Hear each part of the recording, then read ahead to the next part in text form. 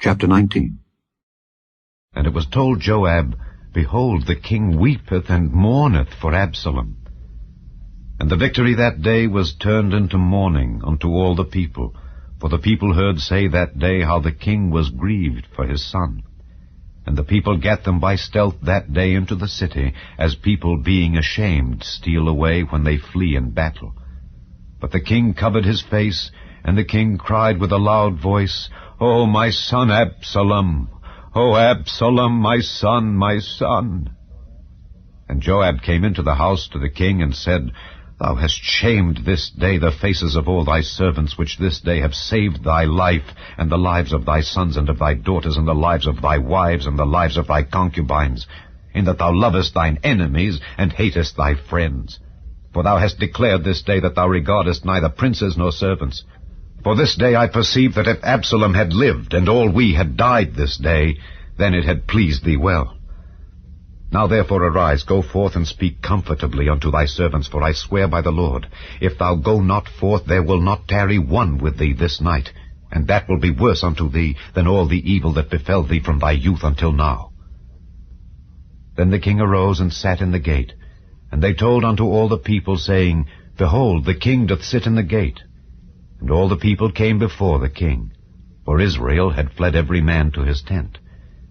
And all the people were at strife throughout all the tribes of Israel, saying, The king saved us out of the hand of our enemies, and he delivered us out of the hand of the Philistines, and now he is fled out of the land for Absalom.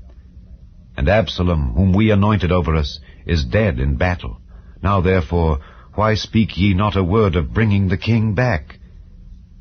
And King David sent to Zadok and to Abiathar the priest, saying, Speak unto the elders of Judah, saying, Why are ye the last to bring the king back to his house, seeing the speech of all Israel is come to the king, even to his house? Ye are my brethren, ye are my bones and my flesh. Wherefore then are ye the last to bring back the king? And say ye to Amasa, Art thou not of my bone and of my flesh? God do so to me, and more also, if thou be not captain of the host before me continually in the room of Joab. And he bowed the heart of all the men of Judah, even as the heart of one man, so that they sent this word unto the king, Return thou and all thy servants. So the king returned and came to Jordan, and Judah came to Gilgal to go to meet the king, to conduct the king over Jordan. And Shimei the son of Gera, a Benjamite which was of Bahurim, hasted and came down with the men of Judah to meet King David. And there were 1,000 men of Benjamin with him, and Ziba the servant of the house of Saul, and his 15 sons and his 20 servants with him, and they went over Jordan before the king. And there went over a ferry boat to carry over the king's household, and to do what he thought good. And Shimei the son of Gera fell down before the king, as he was come over Jordan, and said unto the king, Let not my lord impute iniquity unto me, neither do thou remember that which thy servant did perversely the day that my lord the king went out of Jerusalem, that the king should take it to his heart. For thy servant doth know that I have sinned. Therefore, behold, I am come the first this day of all the house of Joseph, to go down to meet my lord the king.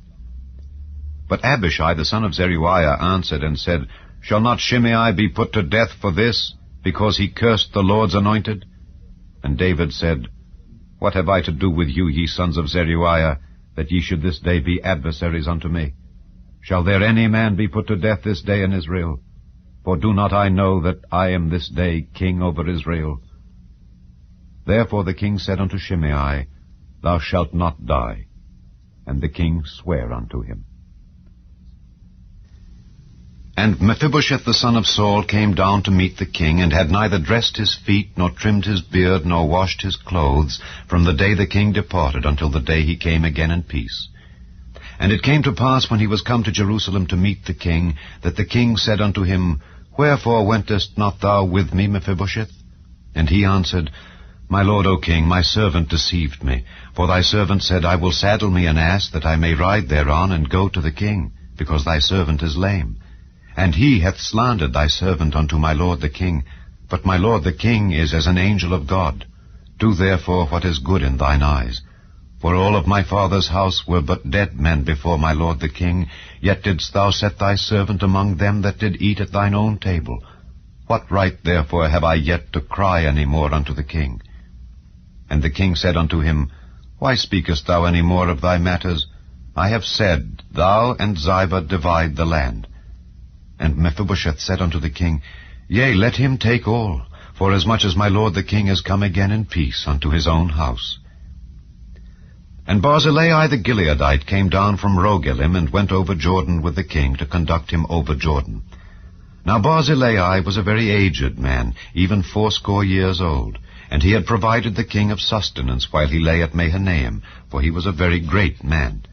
And the king said unto Barzillai, Come thou over with me, and I will feed thee with me in Jerusalem. And Barzillai said unto the king, How long have I to live, that I should go up with the king unto Jerusalem? I am this day 80 years old, and can I discern between good and evil? Can thy servant taste what I eat or what I drink? Can I hear any more the voice of singing men and singing women? Wherefore then should thy servant be yet a burden unto my lord the king? Thy servant will go a little way over Jordan with the king, and why should the king recompense it me with such a reward? Let thy servant, I pray thee, turn back again, that I may die in mine own city, and be buried by the grave of my father and of my mother. But behold thy servant Kimham, let him go over with my lord the king, and do to him what shall seem good unto thee. And the king answered, Kimham shall go over with me, and I will do to him that which shall seem good unto thee. And whatsoever thou shalt require of me, that will I do for thee. And all the people went over Jordan. And when the king was come over, the king kissed Barzillai, and blessed him, and he returned unto his own place. Then the king went on to Gilgal, and Kimham went on with him. And all the people of Judah conducted the king, and also half the people of Israel. And behold, all the men of Israel came to the king, and said unto the king, Why have our brethren the men of Judah stolen thee away, and have brought the king and his household and all David's men with him over Jordan? And all the men of Judah answered the men of Israel, Because the king is near of kin to us. Wherefore then be ye angry for this matter? Have we eaten at all of the king's cost, or hath he given us any gift? And the men of Israel answered the men of Judah, and said, We have 10 parts in the king, and we have also more right in David than ye. Why then did ye despise us, that our advice should not be first had in bringing back our king? And the words of the men of Judah were fiercer than the words of the men of Israel.